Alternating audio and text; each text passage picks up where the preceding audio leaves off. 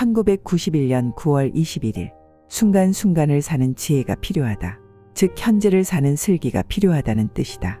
사람들은 누구나 현재를 살고 있다. 당연한 일 아닌가 하고 말할지 모른다. 그러나 천만의 말씀이다. 정말 현재를 산다고 하면 그것은 이미 선의 깊은 경지까지 도달한 그야말로 보통 일이 아닌 것이다. 어떤 깨달음을 얻은 이에게 누가 물었다고 한다. 깨달음을 얻은 후 어떻게 살고 있느냐고. 그는 대답했다. 배고플 때 밥 먹고 목마를 때 물 마시고 졸음이 오면 잔다고. 그렇다면 그것은 보통 사람과 다를 바가 없지 않느냐고 반문하자 깨달은 이는 이렇게 말했다고 한다. 그렇지 않다. 보통 사람들은 배고플 때 밥 먹으며 딴 생각하고 일할 시간에 일 안 하고 공상하고 그런다는 것이다. 정신을 집중하라. 마음을 비우라. 욕심을 버려라. 분노를 잊으라. 기타 정신 수양을 위해 가르치는 그 많은 이야기들은 결국 현재를 현재대로 살라는 뜻이다. 호수에 날아가는 기러기가 비추어졌지만 날아가고 나면 아무런 자취도 호수 위에 남지 않는 것처럼 살라는 말이다. 현재는 사실 사람들 머릿속에 별로 발 디딜 틈이 없다.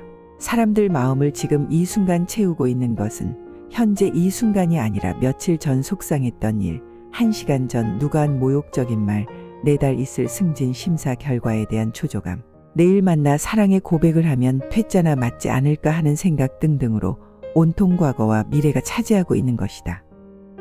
1시간 전의 분노도 잊어버리고 말면 이미 분노가 아닌 것을, 그 좋지도 않은 짐 덩어리를 계속 마음속에 품으면서 못내 고통을 안고 살아가고 있는 것이다. 5분 전에 있었던 일도 이미 과거인 것이다.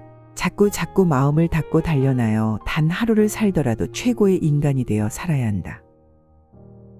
1991년 9월 22일 인간의 욕망을 부추기는 이 세상의 모든 것들, 그래서 인간이 미친 듯이 달려들어 얻고자 이루고자 하는 모든 목표들, 그것들은 결국 고통과 허무의 씨앗이 될 뿐이다. 마치 물고기가 미끼를 꽉 물듯 그 욕망에 한번 사로잡히면 그는 그 욕망의 노예가 되고 만다. 사람들은 그 미끼가 맛있어 보이고 또 맛있다는 것만을 알고 그것만을 생각할 뿐, 그 미끼를 일단 물었을 때 그 후의 결과나 과정에 대해서는 대개 생각지 못한다. 마치 불빛을 보고 정신없이 달려드는 하루살이 벌레들처럼 인간이 추구하는 대부분의 목표가 사실은 스스로의 자유를 억압하고 마음의 번뇌와 고통을 안겨주는 원인이 된다는 사실을 꿰뚫어 안다는 것은 말할 수 없는 축복일 것이다.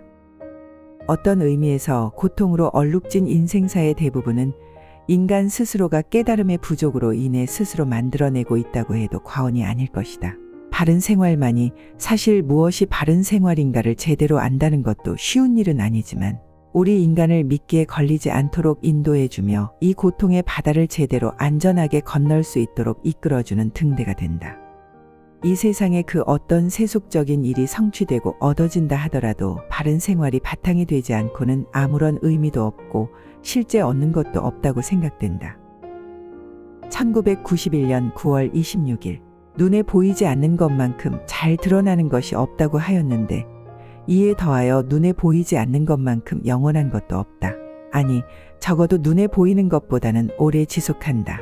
한 나라를 다스렸던 왕이 그의 재위 기간에 얼마나 큰 영토를 차지했고 얼마나 화려하게 살았으며 얼마나 많은 나라의 조공을 받고 큰 잔치를 즐겼는가 하는 등등의 일은 곧 허무하게 사라지고 만다.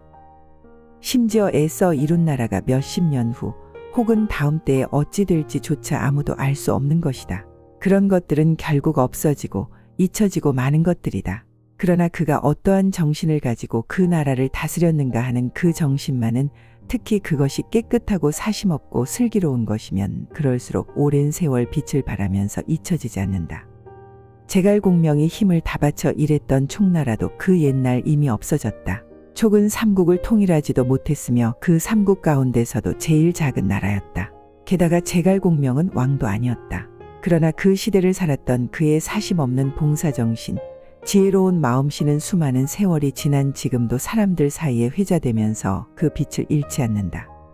당시 또 그 후 그 많은 왕들 가운데 이름이 지금까지 기억되는 사람들은 몇 명이나 되는가. 제갈공명과 같은 인물은 인류 역사가 있는 한 영원히 기억될 것이 아닌가. 1991년 10월 10일 흔히 세상에서 사람들이 추구하는 욕망이 대부분 고통과 허무라는 결과를 안겨주는 이유는 무엇인가? 또 한 사회나 국가가 잘 살아보겠다고 열심히 노력하여 물질적인 풍요를 달성했다 싶으면 그 다음은 대부분 타락과 사치 등으로 치닫고 마는 이유는 무엇인가? 가다가 길이 막히면 그 뜻은 그리로 가지 못한다는 것을 의미한다. 불에 손이 닿으면 된다는 뜻은 불 속에 손을 집어넣지 말라는 것을, 거기에 손을 집어넣으면 안 된다는 것을 의미한다. 우리의 어떤 삶이 궁극적으로 우리에게 평안을 주지 못한다면 그 뜻은 그러한 삶을 살지 말라는, 또는 그렇게 살아서는 안 된다는 것을 의미할 것이다. 우리들은 우리가 원하고 얻고자 하는 것을 위해 지금 힘쓰고 있다고 생각하며 살고 있겠지만 진정 자신이 원하는 것이 무엇인지를 정확히 인식하지 못하고 있는 상태가 대부분이고, 그 인식이 확실하지 못하기 때문에 거기에 도달하는 길도 모르고 엉뚱한 골목에서 헤매고 있는 경우가 10중 8구일 것이다. 그것이 개인이든 사회든 인간이 궁극적으로 추구하고 얻고자 하는 것은 마음의 평안이며 평화이다. 물질적인 번영도 사실은 이 평안을 이루어 보고자 하는 한 방편인 것이다. 종교에 귀의하는 많은 사람들의 목표도 바로 여기에 있다고 생각한다. 그러나 방편은 결코 최고의 목표가 될 수 없다. 그런데 이 방편을 최고 목표와 혼동하기 때문에 인간은 기껏 애쓰고 고뇌하며 얻는다는 것이 고통과 허무인 것이다. 테니스 경기에서 공을 잘 받아 넘기려면 공을 라켓으로 치는 그 순간까지, 즉 끝까지 공을 봐야만 한다. 그렇지 않고 조금이라도 방심하면 공이 제대로 맞지 않는다. 이것은 테니스를 아주 잘 치는 사람에게도 해당되는 원리이다. 공을 잘 치는 선수는 공을 끝까지 보지 않아도 공을 잘 맞출 수 있는 것이 아니라 공을 끝까지 보는 것이 잘 습관이 된 사람이다. 인간 사회에서 사람과 사람의 대결은 그것이 겉으로 어떠한 형태를 띠든 간에 결국은 인격의 대결이 되는 것이다. 인생의 가장 큰 보배는 마음의 평온이다. 의식 무의식적으로 모든 인간이 추구하는 바는 바로 이것이기 때문이다. 더 넓게 말하면 전 세계 인류의 가장 큰 진리는 평화이다. 국가 간의 모든 노력이 결국 이것을 목표로 하기 때문이다. 그러나 이 평화가 실현되기 위해서는 얼마나 많은 공이 들어야 하는지 모른다. 모든 것이 조화를 이룬 바탕에서만 가능하기 때문이다. 몸의 병을 치료하려면 제일 먼저 그 병에 대한 정확한 진단이 필요하다. 몸을 괴롭히는 이 병의 원인은 어디에 있는가를 알아야 한다. 그 실상을 바르게 볼 수 있어야 한다. 남녀노소, 빈부 귀천을 막론하고 이 괴로운 인생살이를 벗어나 행복해보고자 모두 발버둥치고 있다. 그러나 소기의 목표에 도달하려면 먼저 이 인생의 적나라한 실상부터 먼저 정확히 직시해야 한다. 때로는 생이 핑크빛으로 곱게 물들여지기도 하고 반짝반짝 빛날 때도 있는 것 같지만 그것들은 변하기 쉽고 영원할 수 없는 일시적인 모습일 뿐이다. 생은 그 밑바닥까지 철저히 파헤쳐보면 세 가지의 참모습을 드러내게 된다. 먼저 생의 흐름 속에서 인간은 무기력하고 속절없는 모습으로 서 있음을 보게 된다. 아울러 생의 흐름 자체가 어느 개인의 의지에 따라 흐르는 것이 아니고 그 의지와는 전혀 별개인 까닭에 때로는 순경을 때로는 역경을 만들어주면서 무심히 흐르고 있음을 또한 본다. 그리고 생은 인간의 고뇌와 노력의 대가로 고통과 허무감을 종종 안겨준다는 사실을 배우게 된다. 이 세상에서 변하지 않고 영원한 것이 무엇이 있는가? 자기가 성취한 일, 인간관계, 기타 모든 것은 변하고 사라지는 것이다. 그러면 이러한 진실 앞에 인간은 주저앉고 말 것인가? 두 손 바짝 들고 결코 그럴 수는 없다. 그래서 사람들은 찾게 된다. 생이 역경을 만들어 주건 순한 환경을 제공하건 그에 따라 울었다 웃었다 비참함에 젖었다 오만함에 빠졌다 하는 그런 생이 아니라 어떤 환경에서건 흔들림 없이 추구할 수 있고 실행할 수 있고 그리하여 마음의 등대가 되고 생의 목표가 될 수 있는 삶의 방식을 발견하고자 하는 것이다.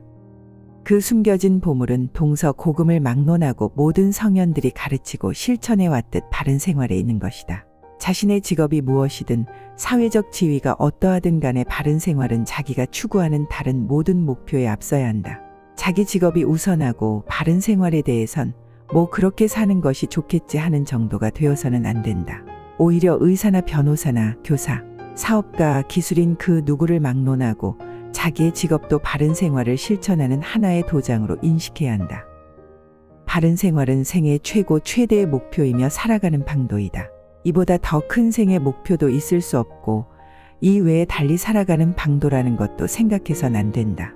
이것이 바로 생을 바르게 보고 거기서 가장 값진 보물을 발견하여 궁극적으로 평온을 이루는 길인 것이다.